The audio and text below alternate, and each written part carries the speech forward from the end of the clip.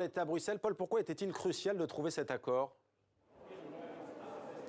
Eh bien parce que ce protocole, c'est en fait le point le plus sensible de l'accord sur le Brexit. Il vise en quelque sorte à préserver la paix en Irlande du Nord, rien que ça. Alors j'essaie de vous expliquer en 30 secondes ce que c'est ce protocole nord-irlandais. L'idée de base, c'est qu'il ne fallait absolument pas recréer une frontière physique entre les deux Irlandes, c'est-à-dire entre l'Irlande du Nord, qui fait partie du Royaume-Uni, et la République d'Irlande, qui fait partie de l'Union européenne. Mais alors, s'il n'y a pas de frontière entre les deux Irlandes, comment fait-on pour contrôler les marchandises qui viennent de Grande-Bretagne et qui doivent entrer dans l'Union européenne? Eh bien, on a imaginé une frontière douanière virtuelle en pleine mer entre la Grande-Bretagne et l'Irlande du Nord. Et c'est en Irlande du Nord qu'en principe, on doit contrôler toutes les marchandises. Mais voilà, cette frontière, même virtuelle, ça ne plaît absolument pas aux protestants nord-irlandais, aux unionistes, comme on les appelle, qui sont très attachés aux liens avec la Grande-Bretagne. Et donc,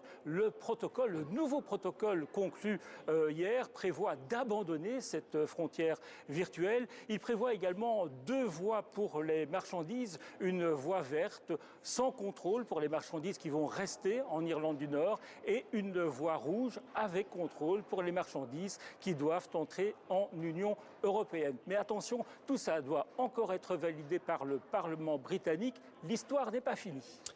Et en effet, Paul, l'histoire n'est pas finie. Le plus dur commence pour Rishi Sunak. Le Parlement